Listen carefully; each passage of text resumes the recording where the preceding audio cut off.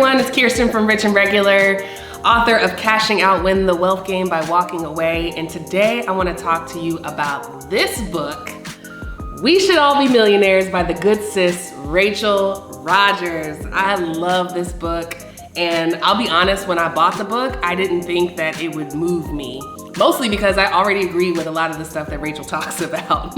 And so I expected to be validated. I expected to get some new bars, some new lines that I could repeat, but I didn't expect to be moved. And so that's why I'm talking about it today, because I actually was. Now, before I talk about the book, I do want to talk a little bit about how I came to know Rachel's work. I actually discovered her maybe 3 or 4 years ago. My friend Emma posted a podcast or some sort of panel that she was on with Rachel, and the discussion was around how hard it is to be a feminist if you're broke. And so Rachel was the first person who I ever heard say, you can't be a feminist if you're broke. You can be one in mindset, but you can't really be one in action because you don't have the resources you need to make the moves that you need to make. So let's say you wanted to leave an abusive partner, or you wanted to put a woman who aligns to your politics in office. Both of those things require some sort of money to be able to stand on your own 2 feet and move into an apartment, or to be able to contribute to a campaign.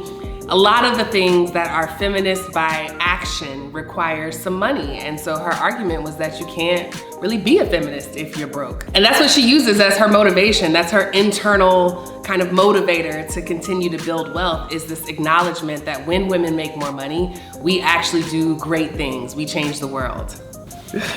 So like I said, I didn't expect this book to move me, but it did. And I think it's because sometimes, even though you are an expert in a subject or you're well-versed and have lots of examples, sometimes there's a way that the writer packages information that makes it cut through. And I don't know if it's because Rachel is a former attorney, but she just has this way of trimming all the fat off of words and getting straight to the point.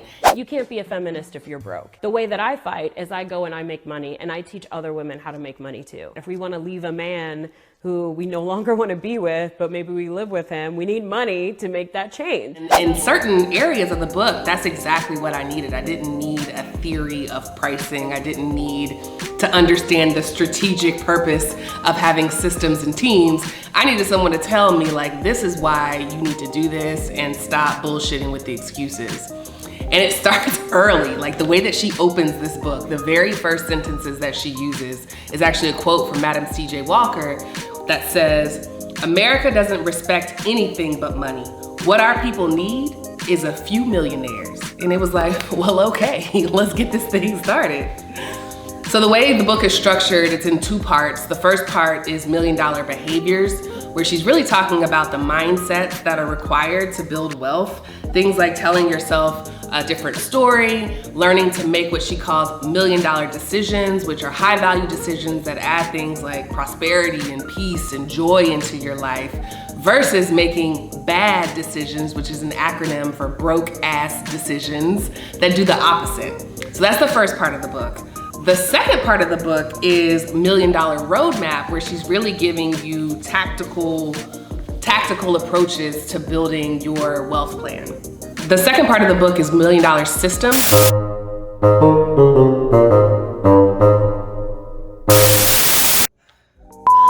Which is really about the habits and the beliefs about the value that you bring to the table, and how to price for that, and how to build the team to support that, and the systems that you need to create to finally get aggressive with timelines. And that last part, the getting aggressive with timelines, is the part that I really appreciated, because it's very easy to walk away from a book like this and create a long list of action items that are gonna take you 6 months or 12 months to accomplish.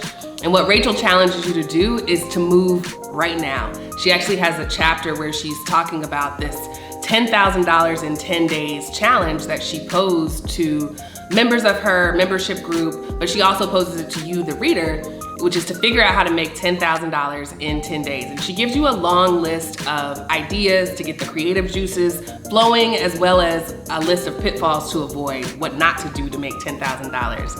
And I really appreciated this chapter because, again, it lit a fire under my ass. And at the end of the day, even if you don't read it, because I love y'all, I'm gonna tell you what the secret is to making $10,000 in 10 days. And it is, this is a 3-word summary exclusive between us, The secret to making more money is to sell some shit. Period, point blank. If you want to make some money, you have to sell some shit.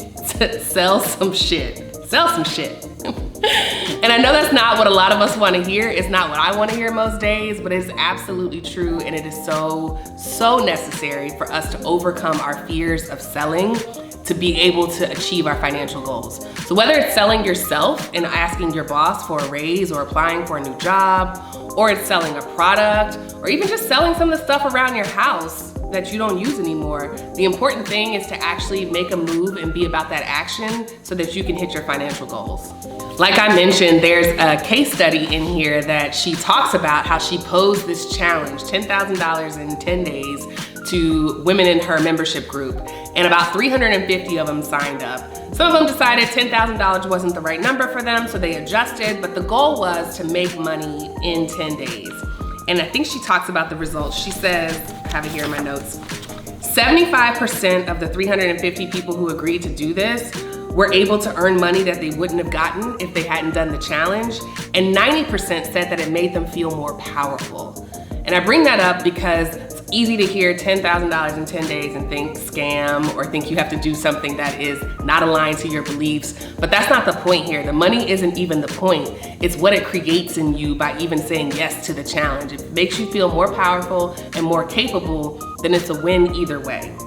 You know, one of the side effects of reading, at least for me, is that I start to internalize and hear the author's voice in my head when I'm done.